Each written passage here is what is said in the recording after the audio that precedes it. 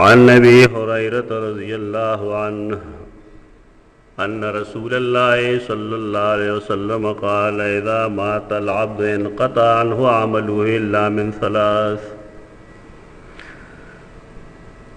सदक़तिन जारियतिन औ इल्मिन युन्तफ़अु बिहि औ वलदिन सालिहिन यदअू लहु। इमाम बुखारी रहमतुल्लाहि तआला अलैहि जो बाब कायम करो कि द प्लार मोर द मर्ग नरुस्तो औलाद अगी सरा से एहसान यानी कि कोली शिकनिश गोले अगे दपारा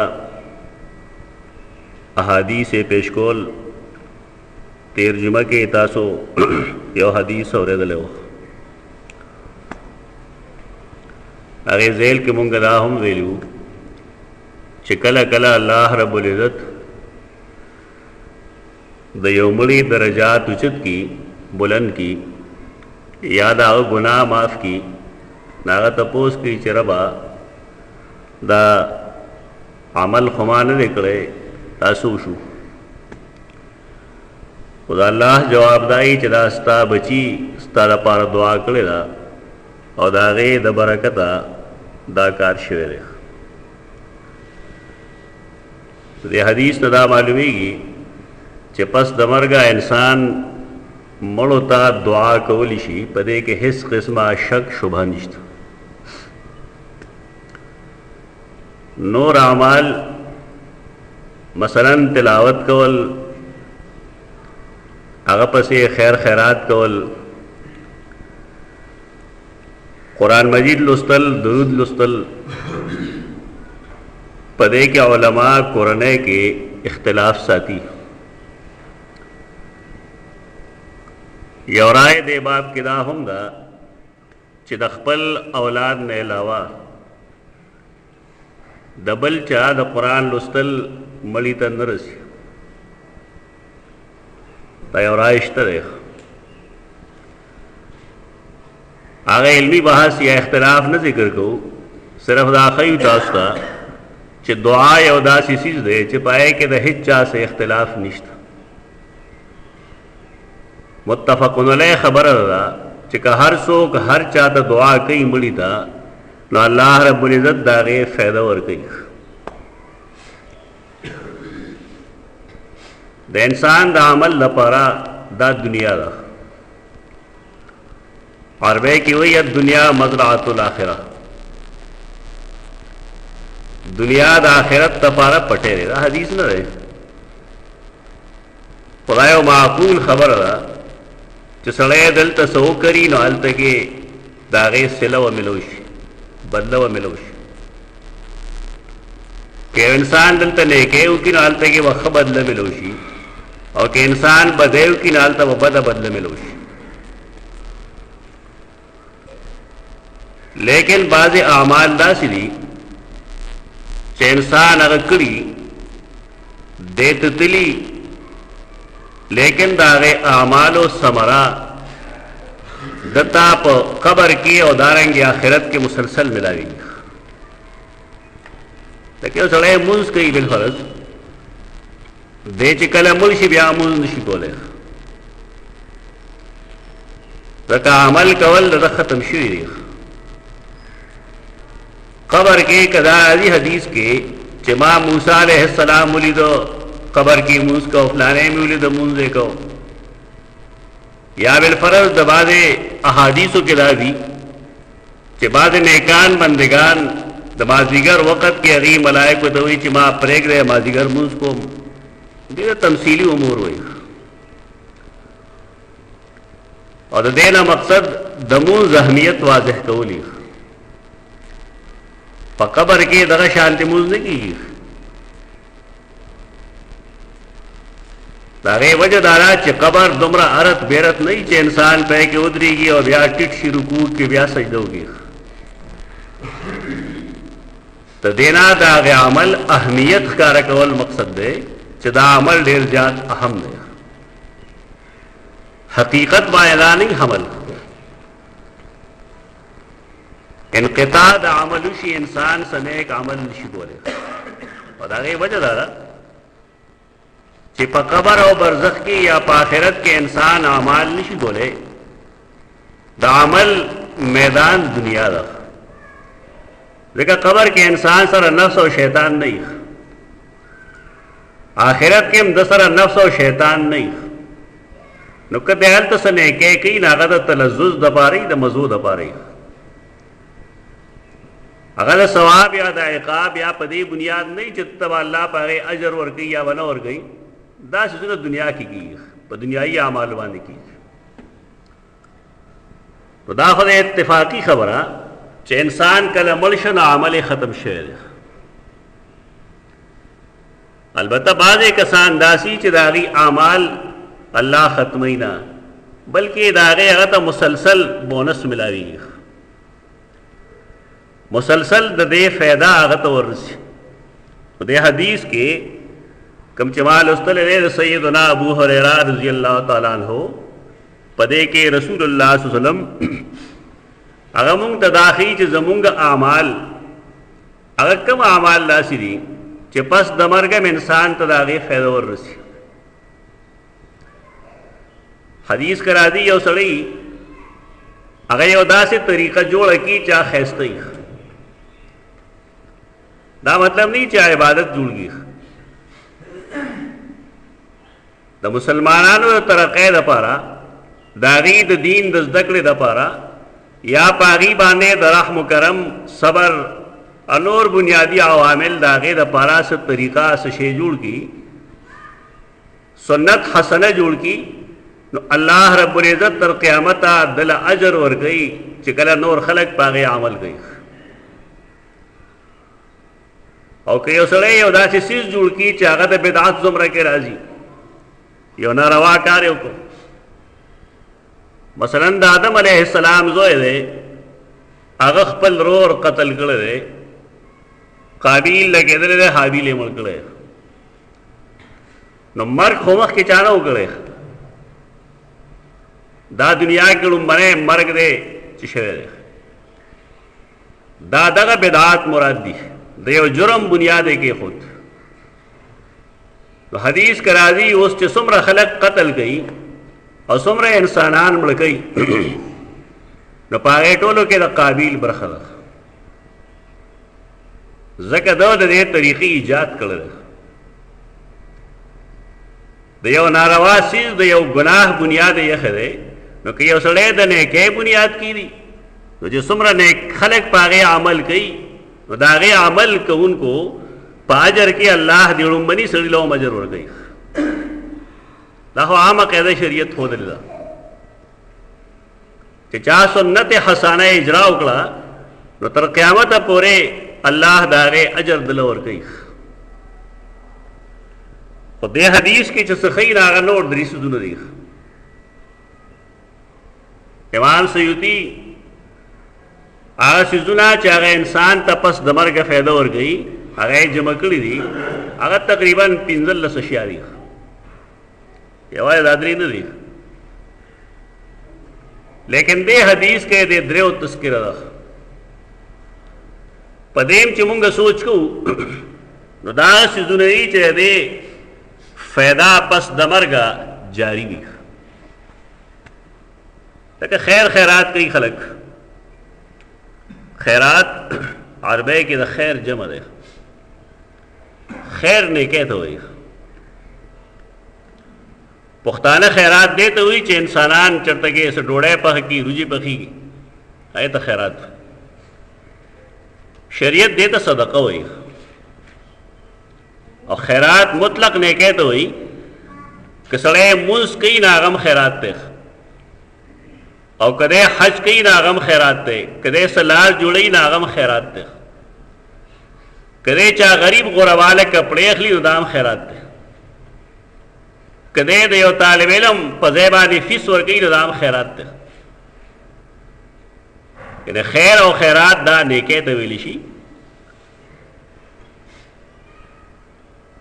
صدقې ته نه وایي دې کې چې رسول الله صلی الله علیه وسلم کوم خیراتونه ښیي نو هغه جاري خیراتونه دي مقصد دا دی چې کله یو سړی خیر کول غواړي خیرات کول غواړي نو باید چې هغه جاری وي. جاری مطلب دی چې د هغې هغه جوسه هغه جسم ختمېږي نه او هغه تر ډېر وخته پورې خلک استعمالوي نو څومره ډېر چې هغه استعمالېږي نو دومره به الله د هغې اجر جاري وساتي. په دې کې دا نه ده ضروري چې انسان د یوازې پیسه ولګوي او څه شی دې جوړ کړي. د صحابي مور مړه شوې ده سیدنا سعد رضی الله عنه. هغه وایي یا رسول الله زه غواړم چې خپلې مور پسې څه خیرات وکړم. دا ورته فرمایي فلانې لار په هغې فلانکي ځای کې یو ونه ده خلک چې کله سفر کوي نو د ګرمۍ وخت کې د هغې ونې لاندې آرام کوي لیکن هلته کې اوبه نشته.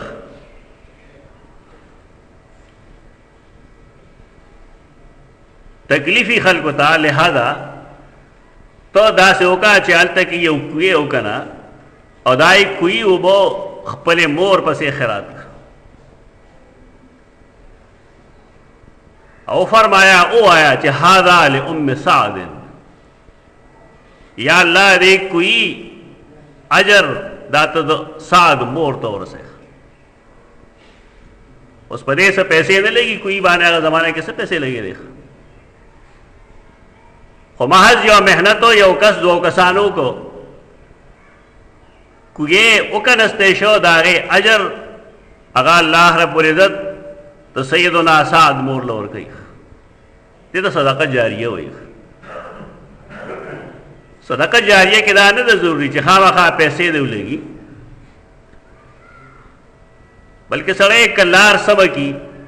نالی سمه کي کوڅه سمه کي نو دا به یو صدقه جاریه ده تلونکو ته په هغې کې اسانتیا او سهولت راځي. زمونږ د دین بنیاد دغه دی. دا مطلب نه دی چې مونږ تلونکو ته په لار کې تکالیف پیدا کړو. لار کې تکلیف پیدا کول دا د مهذب قومونو کار نه دی. زمونږه بې اتفاقۍ تر دې حد دی چې زمونږ لارې اکثر روانې وجاړي او چې کله اوبه راشي باران کې نو د هغې دپاره نالی نه وي نو ټوله لار نالی شوي ځکه چې یو طرف ته بل طرف ته کوم کورونه وي نو هغې نالی د خپل خوا کې نه پرېږدي. اخلاقی ګراوټ کې مونږ ډېر زیات راغلی. دا اخلاقي ګراوټ دی د هغې انتظام کېدی شي. اوبه بېشک نقصان ورکوي آبادیله لیکن د هغې انتظام کېدی شي. دا د اسلام هغه تعلیمات دي چې دا مونږ پریښي دي او زمونږ په نیز د دې څه حیثیت نشته نه ده. په دې وجه لار کې کندې کول هغې کې ډپان جوړول په هغې کې ازوي غورځول په هغې کې کاڼي غورځول دا زموږ مزاج جوړ شوی دی. هغې کې ډیران غورځول. الله رب العزت د خپل رسول په ذریعه باندې مونږ ته خپل تعلیمات دغه راکړي دي چې مونږ د داسې ځونه کله وساتو صاف سوتره دې ساتو. اکثر خلک لارې بند کړي د چا د پټي سر چې لار ته رسېدي نو هغه ورو ورو مخکې کېږي تر دې چې د هغې لویې لارې نه یو پوټۍ پوله جوړه شي. خو چې کله حد معلوم دی د یو ځای نو په کار رایي چې سړی په هغې کې ګوتې نه وایي. لعن الله من غیر منار الارض. دا الله لعنت دی په هغه چا باندې چې هغه د حد بندۍ مخالفت کې د ځمکو حدود بندوي. اچل نه دی پکار کم چې د چا حد دی بس په هغې د هغه اکتفا وکړي. خو دا د صدقه جاریې لار دا صدقه جاریه ده. خلکو ته اسانتیا یې پای کې سهولت وي. د دې جوړول پکاري روانول نه سمول پکاري خرابول نه. کم قومونه چې هغه مهذبي او ترقی کوي نه د هغې لارې کشادی صاف ستھرائی اتلونکو ته پای کې څه تکلیف نه وي. رسول الله صلی الله علیه وسلم به فرمایل د ایمان څه د پاسه اویا څانګې دي، پای کې د ټولو نه اعلی څه شی دی؟ کلمات د لا اله الا الله. او د ټولو نه اسانه ادنا یعنی اسانه چې هغې باندې وخت نه لګي، پیسې پې نه لګي، اماطة الاذى عن الطریق، د لارې نه تکلیف ده سز لرې کول دی. یو شی لار کې تکلیف وایس دی هغه په یو لته باندې وهل او لرې کول، دا د ایمان علامت ده. دا هغه لوړ اخلاق دي چې رسول الله صلی الله علیه وسلم آی خلقو ته ښولي وو چې هغې تهذیب او اخلاق او پېژندنه دا بیماری مونږ کې واپس راغلی دي. په دې وجه راغلی چې زمونږ ایمان شعوري نه ده. رسول الله صلی الله علیه وسلم د حدیث کې کوم چې ما ویل دی هغه وی چې کله انسان مړ شي دا عمل ایته فل سټاپ ولګېد، بس اوس اجر نه رسي، ځکه دې عمل کولی نشي. او که کوي بالفرض نه هغه د ثواب دپاره نه وي، ځکه دارالعمل دا دنیا ده. په قبر کې که څه عمل کی یا آخرت کې عمل کی په هغه الله اجر نه ورکوي، دا مزه یو څیز دی. دا کم درې څیزونه دي. صدقة جاریه، هغه خیر خیرات چې هغه جاری وي. مثلا د یو سړي پلار مړ شوی دی، دی داسې وکړي چې یو جومات جوړ کړي او د هغې ثواب پلار پسې وبخښي، دا صدقه جاریه شوله. چرته تعلیم تعلم د پاره څه ځای جوړ کړي، خوا سکول وي، خوا کالج وي، خوا یونیورسټي وي، مدرسه وي، مکتب وي، جومات وي، دا صدقه جاریه ده. دې کې دا فرق مه کوه چې دا دینی تعلیم دی دا دنیایي تعلیم دی، دا ځان له یو مستقل بحث دی. موږ پې ګڼ ځله بحثونه کړي دي په دې. زمونږ علما کم چې سلف صالحین دي هغې د دین هم علما او د دنیا هم علما و. پې کې فلاسفرانو، پې کې انجینیرانو، پې کې ډاکټرانو، پې کې طبیبانو، پې کې جراحانو، پې کې جغرافیه نویسو، پې کې مورخینو. دا یو غلط سسٹم دی کوم چې خلکو نن جوړ کړی چې دا دیني دی او دا دنیوي دی، دا دواړه ضروري دي. امام فخر الدین رازی مفسر دی، صوفی دی، لیکن بل طرف ته هغه فلسفي هم دی. امام غزالی رحمه الله یو طرف ته صوفی دی، لیکن بل طرف ته فلاسفر هم دی. دا یو غلط ذهنیت دی د خلکو، د دې په منځ کې کرښه راښکلې ده. صدقه جاریه الله د هغې اجر چرې نه ختموي. زمونږ خلک خیر خیرات یعنی دیګونه پخولو ته خیرات وایي، چې څوک هغه ونه کیني پلار پسې یې څه نه کړل. نور کا اولاد لګیایي ټول عمر د خپل پلار او د مور په حق کې کارونه کوي او خلق یې نه ني، هغه دې ته هم نه ښکاري چې یاره دا سړی پلار پسې څه کوي که نه کوي. ولې زمونږ سوچ بدل شوی دی. مونږ خیرات صرف دیګ پخولو ته وایو.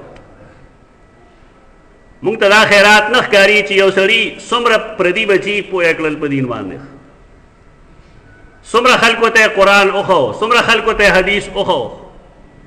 څومره لارې جوړې کړې، څومره جوماتونه یې جوړ کړل. دې ته خلک خیرات نه وایي.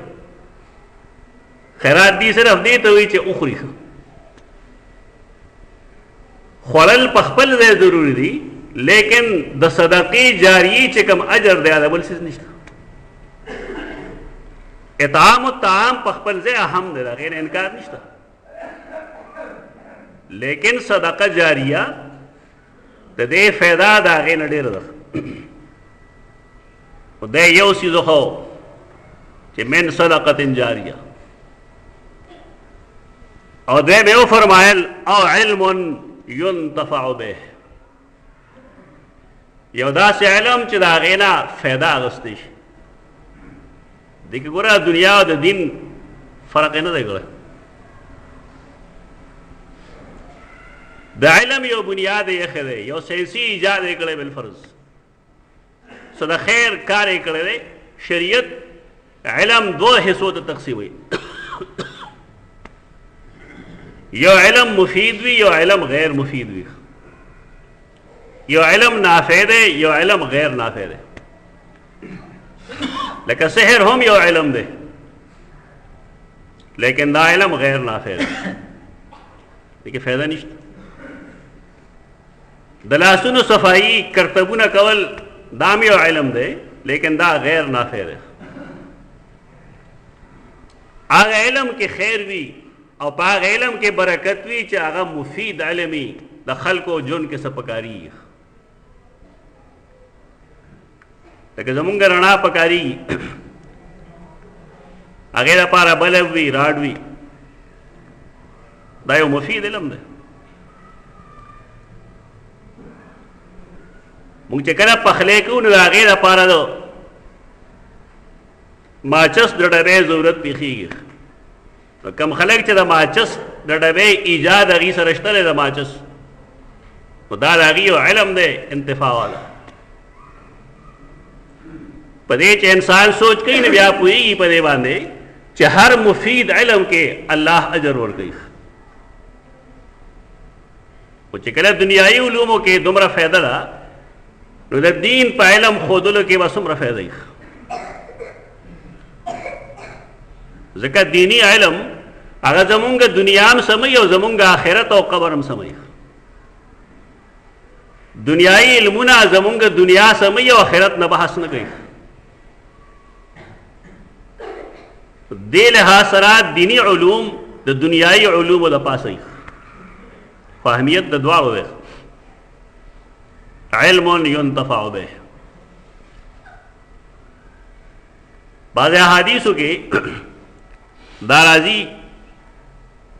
چې چا مصحف پریخي مصحف قرآن مجید ته وایي مصحف ورثه یو سړی قرآن مجید والی جماعت کې کینی طالب علم لور کی دینی کتاب واخلی چا عالم لور کی چا طالب علم لور کی نو دې ته هم صدقه جاریه وایي ترکه میں چې انسانان دا کتابونه لولي او ترکه میں په دې باندې عمل کیږي نو تر هغې پورې به د دې انسان اجر الله نه بندوي یو داسې عالم چې هغه کتابونه لیکلي او د هغه علم ژوندی د هغه نوم ژوندی انسان پسې ژوندی پاتې کېږي انسان خو یا په ښه نیکۍ ژوندی پاتې کېږي او یا په ښه رضالت ژوندی پاتې کېږي خو چې کله دی په ښه نیکۍ ژوندی پاتې شي نو اجر به الله ډېر ورکوي لکه نن موږ د امام ابو حنیفه رحمت الله تعالی علیه نوم اخلو ادب او احترام باندې اخلو ولې اخلو زموږ د تره زوی و که د ماما زوی و هغه یو محنت کړی دین دپاره هغه محنت کې اخلاص و په دې وجه د هغې اخلاص په وجه باندې د هغه مسلک را روان دی داسې امام شافعي رحمت الله تعالی علیه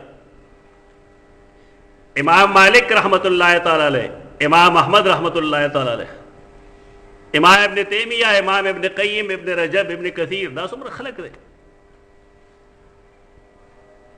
د هغې نن د ژوندي پاتې کېدو څه وجه ده آخر څه وجه ده چې خلک د هغې رایې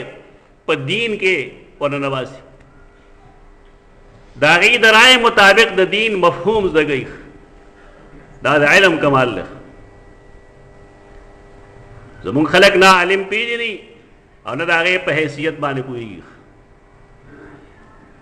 فارسی کې وایي چې قدر زر زرگر شناست د زرو قیمت باندې هغه سړی پوهېږي چې هغه زرګر یو سړی چې زرګر نه وي هوښیار نه وي نو هغه زر نه پېژني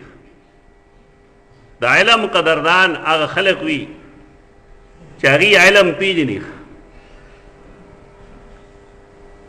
خلق هغې د عالم څه قدر او اهمیت دی هغې سره چا په خپله به علم لري هغې ته هېڅ اندازه نشته هغې ته یو عالم کې یو جاهل کې عالم کې یو سیاسي سړي کې تمیز نه ښکاري پوهېږي نه سره حال دا قرآن مجید یو صاف اعلان کړی دی چې قل هل یستوی الذین یعلمون والذین لا یعلمون ووایه دې خلکو ته چې کم خلق په دین پوهېږي او کم خلق په دین نه پوهېږي عالمان نه دي دا دواړه برابر نه دي خلق دې برابر ګڼي که نه فیصله هغه کومه چې الله کړي خو د الله فیصله دا ده چې عالم او جاهل دا برابر نه وي د ځمکې اسمان تفاوت دی په دواړو کې بیا د عالم کمال دا دی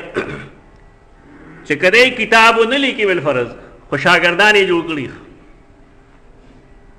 قرآن مجید یې خلکو ته خولي احادیث یې خولي فقه یې خولي دین یې خولي اصول لایي چې چا سره علم وي نه هغه علم پټ نه پاتې کېږي هغه خورئ هغه علم مزاج دی دا کم خلک چې پټوي دې مطلب دا دې سره صحیح نه چا سره چې وي نه ټوپونه وایي تو دې طریقې سره لاشعوري طور هغه علم خورېږي او څومره چې علم خورېږي تو دومره پای کې د استاد اجر وي که شاګرد استاد سره دعا ونه کړي نو هم د شاګرد په عمل کې او د شاګرد په عمل کې د استاد برخه ده زموږ بعضې شاګردان موږ نافرمان نو موږ ورته دعا مه کوو موږ ته ځکه ته چې کومه نیکي کوې په کې زما برخه ده ځکه دین ما ښودلی دی بنیاد ما ایښی دی دا د علم فایدې دي لیکن زموږ د خلقو دې طرف ته څه توجه نشته اوس مونږ څه بیړه اوچته کړې ده اراده مو کړې ده انشاءالله د جماعت کې درس و تدریس وي ټول خبر یې تاسو د ماشومانو درس وي روزه کې هم درس وي جمعې په ورځ زمونږ د حدیث درس خو دا یو ترتیب لاندې راوستل پکار دي هغې دپاره بعضې کسانو که مونږ دعا وکړو نو صرف دومره به شي چې د هغې لږ حوصله به وشي او که ونه کړو نه الله اجر ورکوونکی دی اوس بعضې کسانو کوشش دا کړی چې پیسې جمع کړي دي او جماعت کې تاسو نن څه تبدیلي به لیدلي ومې انشاءالله دې باندې بله ورځ مونږ چته چوو او بیا دې دپاسې یو لوی حال جوړو انشاءالله العزیز اب زمونږ دې څیزونو کې معاون شي او کمې زنانه چې سبق ویل غواړي یا هغه د جمعې مانځل راتلل غواړي نو د هغې دپاره انشاءالله بره بندوبست به وشي د دې خبرې د کولو مطلب دا چې تاسو هم دی کې فارسی کې وي چې دامې درمې سخونې خپل امداد وکړئ سخون خبرې ته وایي درم پیسې ته وي او دام معمولی یعنی هر سړی دی حسب توفیق په دې کې امداد وکړي دا یو کس شی نه دی ما خپل سبق ویلی دی او زما بچو ته زه په خپله سبق خیم کور کې خولی شم دا ما ځانله نه جوړه کړې شیطان هر ځای کې کار کوي د بعضو ذهن کې دا راغلی دی چې دا څه خاص شی وي د دې خاص چیز ما ته صرف د آخرت فایده ده د دنیا هېڅ فایده نشته په دې کې کوشش وکړئ دې کې خپله برخه واچوئ انشاءالله تر کومې پورې چې دا آبادي وي او دې کې د قال الله او قال الرسول د الله او د رسول تذکرې کېږي نو تر هغې پورې به انشاءالله خرج کوونکو د الله اجر ورکوي صحابه کرام دې باب کې ډېر تکړه وو رسول الله صلی الله علیه وسلم یو ځل ترغیب ورکو یو صحابي دی هغه ته ابو الدحداح وایي یعنې هغې یقین په دې خبرو باندې چې نیکۍ کم عمل کېږي الله د هغې اجر ورکوي هغه ابو الدحداح رضی الله عنه راغی هغه ویل یا رسول الله زما فلان کې باغ چې ډېر قیمتي دی او ما ته زما د روح نه زیات خوښ دی زه الله سره یو سودا کوم هغه دا چې ما له جنت راکړي دغه زه ورکوم هغه ډېر سیده ساده خلک وو رسول الله صلی الله علیه وسلم فرمایل کم من عزق رداح ودار فیاح لی بالدحداح عزق هغه یو اډوکي ته وایي یو هغې میوې ته وایي چې سړی پهې خوله کېږي او د هغې رس د ختمېږي ته عزق وایي کم من عزق رداح ودار فیاح څومره رسیله څیزونه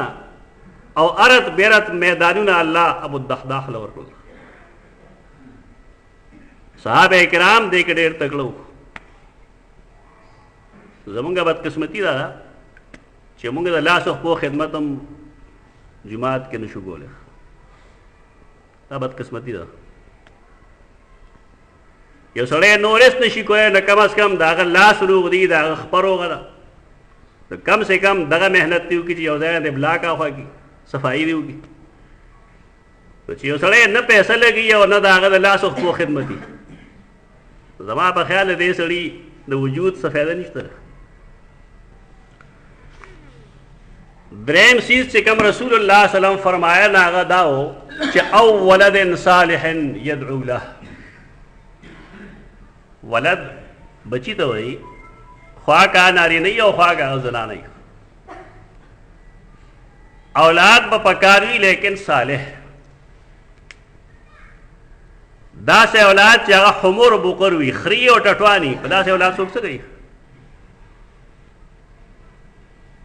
دې وجې نه هر پیغمبر هر نیک سړي چې کله دعا کړې ده نو هغه د ذریة طیبه دعا کړې ده نیک اولاد پکار بدماش اولاد بیلمازه اولاد بیکار اولاد دیس پیدا نشته پکور کې لس واړه دي بالفرض ایو پکې مونږ گزار نه دی نو پدې کې او په خنزیرانو کې څه فرق دی دا خپل اولاد سم کې دا دیندار کې دا صالح کې ورنه دا خلک کوم چې جماعت ته ناراضي هغه پلار مور نه پیژني دا پلار حق نه پیژني د مور حق هم نه پیژني اولاد صالح پکار دی قرآن مجید د نیکانو یو دعا ښودلې ده هغه نیکان څنګه دعا کوي ربنا هب لنا من ازواجنا وذرياتنا قرة اعین اے الله زمونږ اولاد او زمونږ ښځې دا زمونږ د سترګو یخوالی کې داسې نه وي چې د خاوند ښځې سره نالګي هغه بدي شي او د ښځې خاوند بدي شي دا ژوند دی ربنا هب لنا من ازواجنا وذرياتنا قرة اعین وجعلنا للمتقین اماما الله زما دا اولاد ټول متقیان کې او ما یې مقتدا کې د نیکانو دعا ده انې په هر کور کې پلار او د متقینو امام وي مطلب دا چې کور کې څومره خلک دا متقین وي او هغه متقینو رئیس او مشر بسو کی پلار دې کې پلار ته خپل حیثیت معلومېدل پکار دی چې زما کار دا نه دی چې زما اولاد دې بې دینه یا زما اولاد دې بې علمه دی صرف پیسې دې ګټي یو پیسه دې نه ګټي خو چې دینداري کم چیز چې په محنت ملاویږي نه مونږ پرېښی دی جنت دی دنیا الله ستا فیصله کړې ده عجیبه ګوته شروع کړې ده خلکو د کوم شي لپاره چې د محنت ضرورت دی نه هغه آخرت دی نه کې دنیا تو دنیا پسې ټول منډې وي او آخرت یې بلکل هېر کړی دی نو ولد صالح پکار دی صالح اولاد هغه چې پلار پیژني د پلار محنت پیژني د هغه مشقت پیژني د هغه مرتبه پیژني او د هغه بیا دعا دی چې الله ته زما پلار وبخې دا درې څیزونه رسول الله صلی الله علیه وسلم ښودل په دې کې موږ ته ذمه دارۍ هم معلومې شوې یو ذمه داري دا چې موږ صدقه کوو نه جاري وي دویم دا موږ د دین طرف ته راشو او دریم دا مونږ دې په اولاد کې صالحیت پیدا کو. نو دا د مسلمانانو معاشره وي او دې طریقې سره چې کوم معاشره جوړ شي هغه دین او دنیا کې ترقی کوي، تنزل ته نه راځي، هغه الله برخې دی. اقول قولي هذا استغفر الله لكم ولسائر المسلمين.